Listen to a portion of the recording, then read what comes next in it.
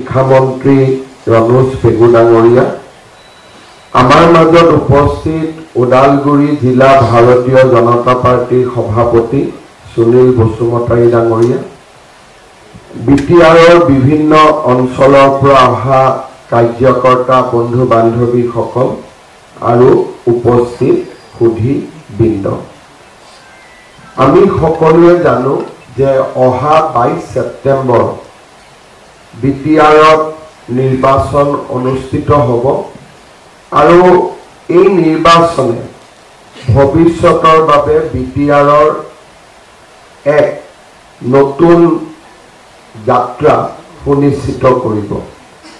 প্ৰথমবাৰৰ বাবে ভাৰতীয় জনতা পাৰ্টিয়ে বিটিআৰত এখন চৰকাৰ গঠনৰ উদ্দেশ্যে এই নিৰ্বাচনত জঁপিয়াই পৰিছে আৰু আমি ৰাইজৰ অকুণ্ঠ সহায় সহযোগিতা লাভ কৰিছোঁ।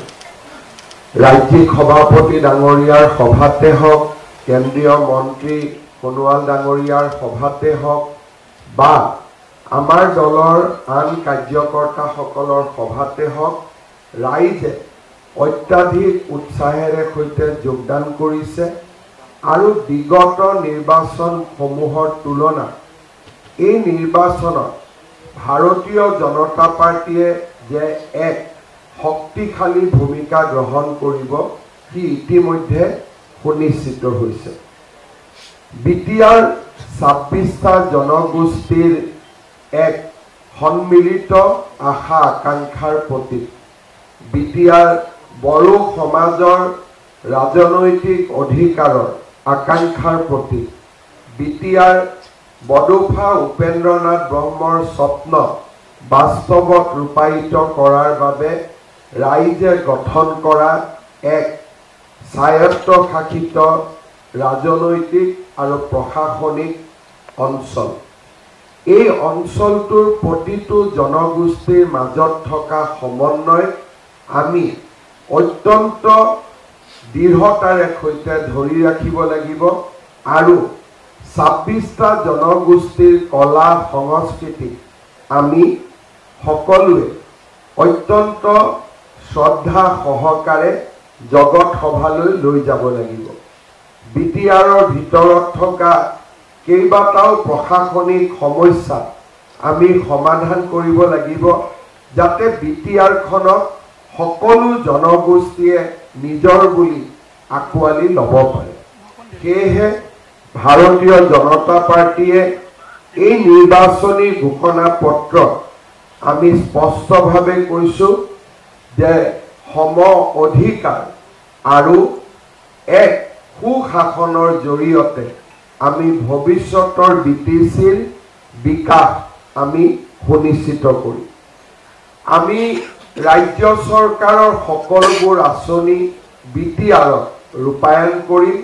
বিশেষকৈ বিটিআৰৰ পিছ পৰি থকা আই মাতৃসকলক আমি 5 লাখ অৰুণোদয় পৰিয়ালত অন্তৰ্ভুক্ত কৰিম।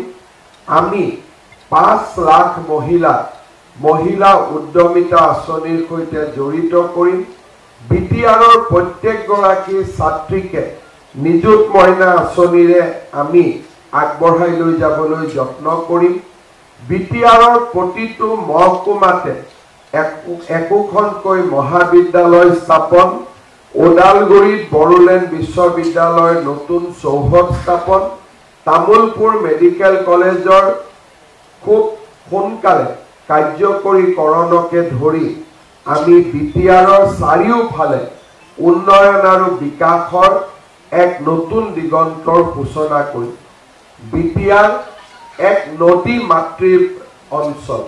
বিটিআৰত থকা অজস্ৰ নদী আৰু উপনদীয়ে বিটিআৰৰ ৰাইজৰ যাতায়াতক বিঘ্নিত কৰি আহিছে।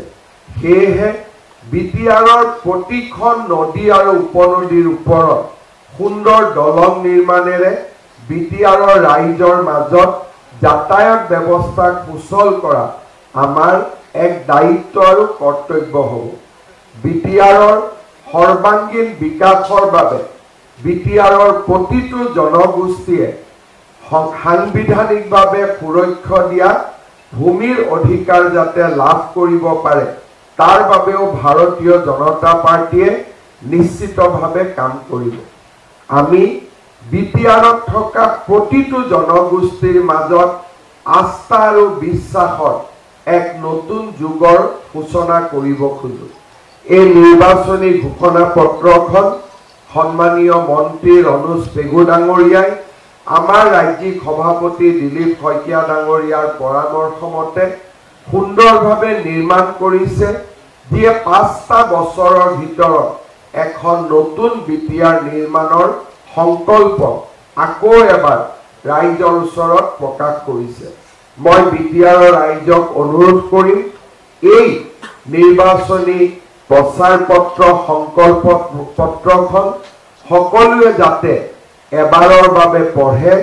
ভাৰতীয় জনতা পাৰ্টিয়ে ইয়াক প্ৰিণ্ট কপি ইলেক্ট্ৰনিকভাৱে হোৱাটছআপৰ জৰিয়তে আৰু আমাৰ বিভিন্ন ৱেবছাইটত এই নিৰ্বাচনী ঘোষণা পত্ৰখন আমি ৰাইজৰ বাবে প্ৰকাশ কৰিছো আৰু ৰাইজক সহজলভ্য কৰিম। মই ভাবো যে এই নিৰ্বাচনী ঘোষণা পত্ৰখন সুন্দৰভাৱে কোনোবাই পঢ়িলে নতুন বিটিআৰ ভৱিষ্যতৰ বিটিআৰৰ সংকল্প আমাৰ সন্মুখত স্পষ্টভাৱে দেখা দিব।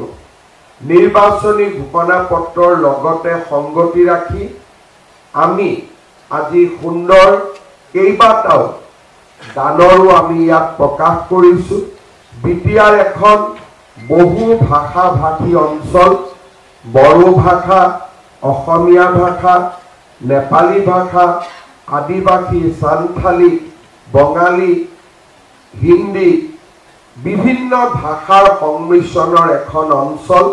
সেইবাবে আমি আমাৰ গানবিলাকো বিভিন্ন ভাষাত প্ৰকাশ কৰিছো, যাতে সকলো ৰাইজে নিজক এই গানবোৰৰ জৰিয়তে বিচাৰি পাব পাৰে।